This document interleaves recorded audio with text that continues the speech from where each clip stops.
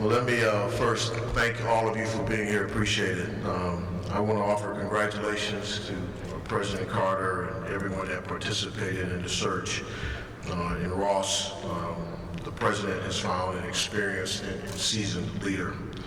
Ross's experience and understanding of the collegiate landscape will be invaluable to Buckeye Nation as we navigate the changes that are in place and those that are in front of us.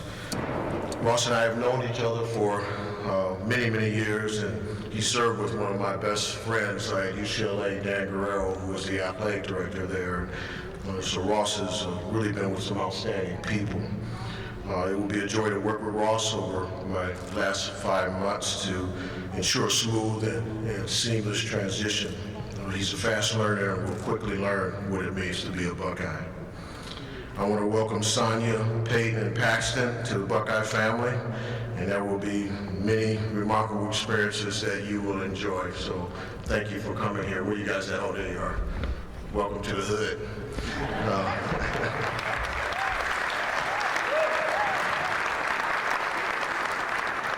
And Ross has a couple other family members here, so I want to say hi to them too.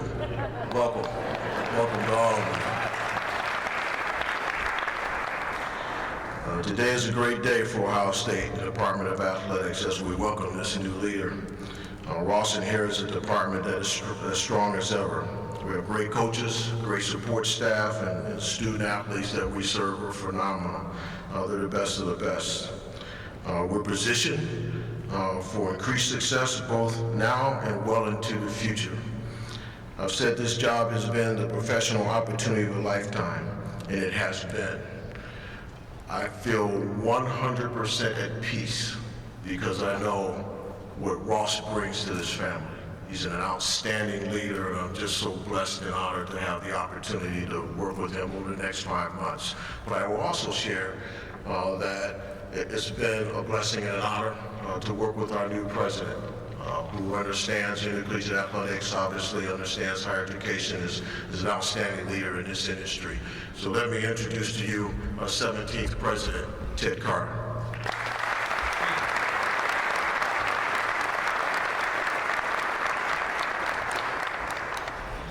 Wow, what a great day.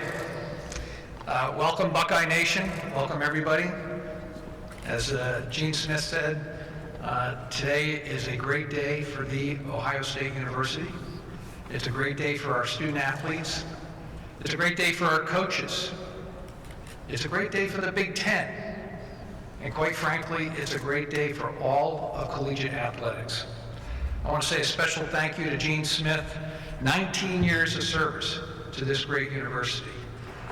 19 years.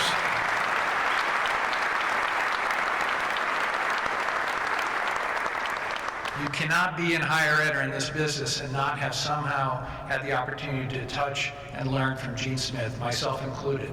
My first football game as superintendent of the Naval Academy, Gene Smith brought the Ohio State University to Baltimore, Maryland to take care of the midshipmen, and I still will never forget it. Gene's exemplary leadership, he prioritized students, our athletes in the field, in the classroom, and in life. Buckeyes everywhere can be proud of what our student athletes achieved under Gene's guidance. Now, we're not saying goodbye to Gene just yet, and we'll have a chance to do that more, but as he said, we are positioned to continue operating at the highest level in collegiate athletics. Now, a lot of you know that this is like my 17th day on the job, doing okay so far. You should know that this effort to find our next director of athletics has been going on well before I got here. I want to say thank you to the Search Advisory Committee led by Mike Eicher, Senior Vice President for Advancement and President of the Ohio State University Foundation. I want to thank former Board of Trustees member Clark Kellogg and former Senior Vice President of the Ohio State Alumni Association, Archie Griffin, both of whom lent their expertise as student athletes and longstanding pillars of the Buckeye community. I want to thank our Board of Trustees. We have a number of them here today. Pierre, you were part of this search committee as well. I want to thank you for your service, former D1 athlete here at Ohio State. They will formally approve this hire in February. That is part of this process, but their support has been instrumental in us getting to here. The success of Ohio State athletics is an important priority for our student athletes, our alumni, and all of Buckeye Nation. I am confident that our future is in great hands. But as I said before when I got here, there's no replacing Gene Smith. We did seek to find someone who could build on his legacy and position our student athletes to win, athletically, academically, and in everything they do. I want everyone to know that when I did these interviews for this vaulted position, I was looking for three things. The first, I was looking for somebody that could come in and be a leader in a complex space, a university that has 36 D1 programs, 1,000 student athletes, a revenue stream of over $250 million. I need somebody that could come in and understand this ever-changing landscape of collegiate athletics, name, image, likeness, potential revenue sharing, the changing landscape of conferences, expansion of college football playoff, and even NCAA structure and governance. And finally, as the Big Ten is going to 18 universities, that's 18 chancellors and presidents, 18 athletic directors, I needed somebody that could come in and carry the true weight of the Ohio State University in that locker room of athletic directors. And that person I found, Ross Bjork. Now, Ross has 30 years in sports administration. He's been all over the country. He's been at Missouri, he's been at Miami, he's been at UCLA as associate and assistant athletic director. He was the youngest athletic director ever hired at Western Kentucky, part of Conference USA. He was also the youngest athletic director ever hired in a Power 5 conference in the SEC when he joined Ole Miss. And now he's coming to us from Texas A&M. While at Texas A&M, he helped them achieve records in academic success and graduation rates. He worked with the Texas legislature and the NCAA to shape the NIL landscape and equip student athletes to navigate it. He oversaw one of the largest fundraising efforts in the history of Texas A&M athletics. He's demonstrated ability to lead through some of the most challenging moments our nation has faced in just the past few years. Gene and Ross are going to work really well together, and I'm really excited that they're going to have some number of months to make an effective transition.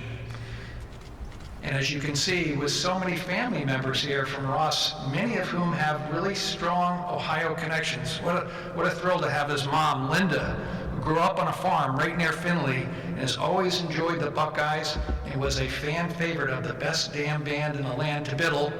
Welcome to Linda Bjork and your entire Bjork family. I think there's about 35 of you here, so welcome.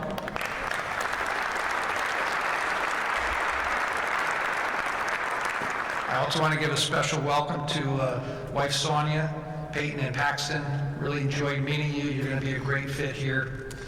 I just want to give a quick personal observation of interviewing Ross so that you know that there is a strong connection between the two of us. Ross struck me as not only a leader, but somebody who's passionate about sports, somebody who's a man that's been in the arena and experienced like no other. He's relatively young, 51 years old. He's got a long runway out in front of him to be here, to be our athletic director for a long time, like somebody I know named Gene Smith. So, Buckeye Nation, please join me and give a warm welcome to The Ohio State University's next Senior Vice President and Wolf Foundation, Eugene Smith, Endowed Athletics Director, Ross Bjork.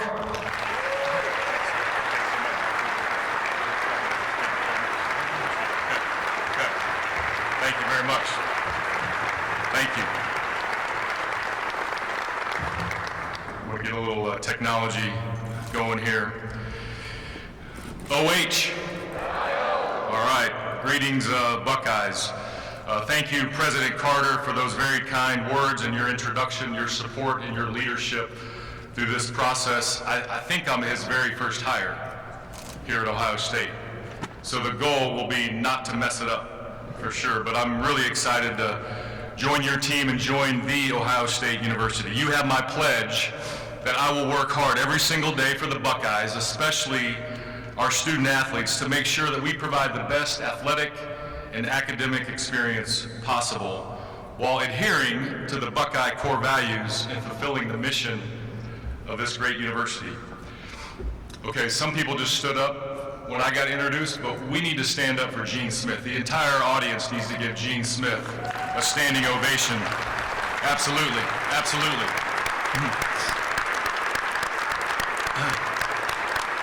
Absolutely. Gene, thank you for those remarks and your friendship and your mentorship over the years. I first met Gene Smith in the summer of 1997. I was an entry-level development officer at the University of Missouri. He was the athletic director at Iowa State, and it was like, oh my God, there's Gene Smith. We actually get to meet him. He's actually going to talk to us. And he's always been accessible. He's always been down to earth, and that's going to be my job to make sure that I continue that type of legacy here at The Ohio State. The people, the tradition, the excellence. I'm humbled and honored to be chosen to serve as the Senior Vice President in Wolf Foundation. Eugene Smith, that's an honor right there, endowed Director of Athletics starting later this summer, and to replace the legend Gene Smith. This may take me a while. I've got some thoughts here. I've got some comments, and those folks, if you're standing, bend your knees, be flexible up there. No one is just born into this enterprise of college athletics. So for our family and myself, this is a surreal feeling to be standing up here. We always tell our athletes to pursue their dream. For us, this is what dreams are made of. I simply wanted to work in sports. And entering college as a football player, I was going to be a high school teacher and a coach because that was the way that I only knew to work in sports. But you can't just wake up one day and say, I want to be the athletic director at The Ohio State or Texas A&M or Ole Miss or Western Kentucky. And going to college was probably not going to be an option for me. I'm a first-generation college graduate, and because of athletics, I was given this great opportunity. I've been part of a football team or an athletic enterprise for over 40 years. 5th grade tackle football in Dodge City, Kansas. So I'm really a product of this enterprise, and I'm grateful every single day. So we heard about family. So I wasn't born or raised in Ohio, but I'm a product of Ohio. So my mom, Linda, her family, they grew up on the Boehm family farm just outside of Williamstown, to be specific. Does it have a stop light or a stop sign? I can't remember. I think it's just an intersection town, Williamstown, Ohio. And her side of the family moved to Ohio in 1851. My great-grandpa Boehm built the family farm in 1908. John, am I getting this right? The family historian, my uncle. So all of these folks over here are Buckeye raised. All the Boehm family, the Russ Meisels, the Bjorks. There's this great Buckeye connection. My mom worked at Marathon Oil Company in Findlay and was getting transferred to Denver, Colorado. That's where she met my dad after he served in the Vietnam War, and they got married in the home church, Eagle Creek Church, right there in Hancock County. They moved to Dodge City, started to go to work, raised a family. So here's the deal.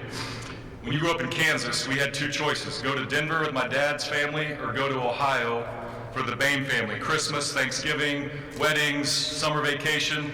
So if we came to Ohio, we'd find I-70 in Kansas, and we'd drive the whole way, no turns, until you got to Dayton, I-75 north.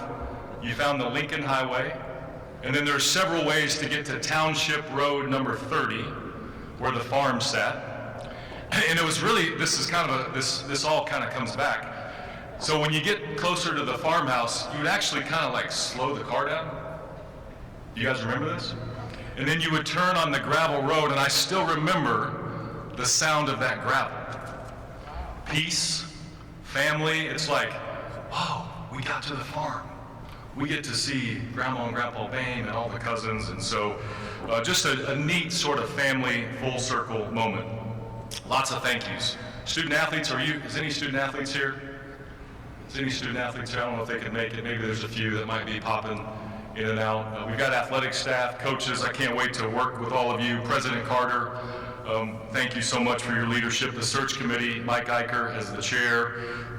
Interacting with Archie Griffin and Clark Kellogg, two legends, right? Two Buckeye legends. Board of Trustees led by Hero Judy. Really thank you for his leadership. John Zeiger, Pierre, thank you for serving on the search committee as well as a trustee member. Interacted with Tom Matevsky and his family this week. Also Jeff Kaplan and Alan Stockmeister, all trustee members that I interacted with in the process. Tony Petiti, Big Ten Commissioner. We have not had a chance to speak. We've been texting each other and back and forth. He's in Big Ten meetings. Todd Turner, Collegiate Sports Associates. He was persistent in calling me. Where is Katie Hall, Kim Lambert, and Ann Garcia? I don't know if they're here, but the transition team here, it is unbelievable. Like, this has never been anything that we've ever experienced. So Ann as general counsel, and Kim and talent management, and Katie in HR, thank you all so much. I want to thank the Texas A&M leadership team. I appreciate the Board of Regents, Chancellor John Sharp, but especially my boss, President Mark Welch. He's a special leader. The 12th Man Foundation Board, coaches, staff, and the student athletes at Texas A&M. The 12th Man's the real deal. They care as much as any fan base in the country, and our goal was to make Texas A&M better than what we found it, and I'm really proud of what we accomplished. To my A&M friends and colleagues, especially head football coach Mike Elko, I get it. The timing in all of this is not good. What we just went through and more leadership turnover at Texas A&M, it's not ideal, and I fully understand the impact. Our family loves our time in Aggie Land, and we have special bonds that will last a lifetime. It was an honor to work in the SEC for 12 years. I learned so many great leadership lessons from Mike Slide, the late Mike Slide, and I know Gene and Mike were close as well. And since 2015, Commissioner Greg Sankey, he's a true friend and a confidant, and that friendship will not go away. I look forward to really continuing to work together with the SEC to solve what lies ahead. Mentioned family, so I know my mom got introduced, and Uncle John and Aunt Kathy. Aunt Kathy actually wrote me a Christmas note that I'm not going to talk about yet, but maybe that story will come out later. My sister Chris, her fiance Bruce, my niece Maggie Hobson, and DJ and his wife Devin, we're leaving actually them behind in Texas. The NACTA staff, Pat Manick, CEO, Jason Galaska, what's your title now? Deputy, CEO, whatever. And then Bob Vecchione, if you guys would wave, I'm a product of NACTA and appreciate our National Association of Collegiate Athletic Directors. Sonia and I met in January of 1999, 25 years ago, later this month. We met at a restaurant. It was actually a bar in Columbia, Missouri. And she told me she's a Missouri girl and she's never leaving. And I said, I'm going to be an athletic director and I'm going to move around. And if you heard my bio from President Carter, I've moved around a little bit. And so this needs to be hit. Please, trustees, please, President Carter, please, let's be done. But Sonia is everything. I thank God every day for giving me her as my partner in this journey. Peyton, I try not to cry, okay? Peyton's a senior in high school, A&M Consolidated High School, a football player, first team all-district. His team made the Elite Eight of the Texas high school playoffs. He just signed to play football at Tarleton State in Stephenville, Texas. We actually have his official visit this weekend there in Stephenville. He's a slot receiver. He loves the game. He studies. He works. He focuses on the game. If you guys ever want to blame me for a decision, I probably had some consultation from Peyton. He grew up on the sidelines in the locker room. He gives me all kinds of advice. If you ever see us do this, that's for Tarleton State. If we ever wear a little bit of purple, that's their colors. So Tarleton State Texans will be in his future, but thank you, Peyton. Paxton is our warrior. His grit and competitive spirit is unmatched. Like, this may be the hardest move on him. He's going into 8th grade, but his talent and spirit will carry the day. He's the best athlete in the family. Soccer, basketball, football, maybe a little volleyball might be in his future, but he also gets straight A's. So he gives me advice on drip. So, and then as this Ohio State thing was coming together, he said, Dad, Ohio State has it all. It has something to do with that Nike money. So he's a gearhead, just like his older brother. So if we're not at a Buckeye event, we're going to be at Paxton's games, being a parent and cheering on him and his teammates. And then Sonia's going to probably be traveling to watch Peyton play college football. So we're going to be divide and conquer for a little while, but why are we here today? This goes down as one of those trips that's really unexpected. It's part of the Bjork family journey that we didn't see coming, and as Sonia and I really kept looking at it, we really took a lot of deep prayers, profound reflection on what is this really all about, and we kept coming back to this analysis. The bus for Ohio State athletics only stops maybe once, if any, and we can't control that bus schedule. We can't control when it pulls over, and so the timing may not be ideal, but the stop is ideal for family and for family history. And if one move could be surrounded by all of this, this was it. Plus my mom, Linda, if I would have told her 6 months from now, yeah, Ohio State called, and I would have been disowned from the family. So my mom made this come through. But why else Ohio State? Compete at the highest level. Be a leader in intercollegiate athletics in the future of all of this, right? Embrace high expectations. That's why we looked at this. The broad spectrum of responsibilities is not just athletics. You're a leader in this community in a meaningful way, and it's more than just athletics. I respect Gene so much. I'll revere the honor of following him and then live in a great city like Columbus. So at the end of the analysis, the Ohio State University led us to here. So what does an athletic director actually do? Does anybody really know what an AD actually does? I think my kids think I give speeches and watch games, and it's a lot of that as well. But here's what I think an AD should do or can do to be successful. Drive the everyday culture. Develop your coaches and your staff to their full potential. Be involved in external relations and resource acquisition, all of it, from NIL to capital fundraising, resource acquisition, student-athlete well-being, and life after sport. There is a future after sport, and we need to make sure we keep that in mind.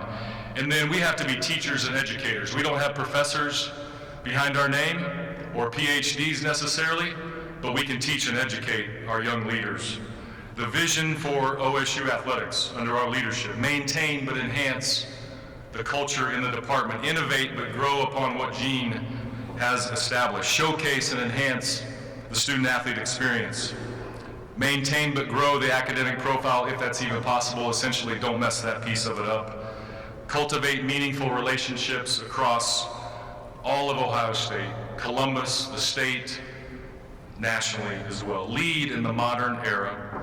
Be not afraid. Embrace high expectations. Win at the highest level. I get it. I know what we say, the school up north. I totally will get it, and every single day we will be ready and prepared. Integrity, education, people, excellence, respect, innovation, community, tradition. I don't have to bring any core values to this job. They're already well established. There are two things that we can control as an athletic staff: our attitude and our effort.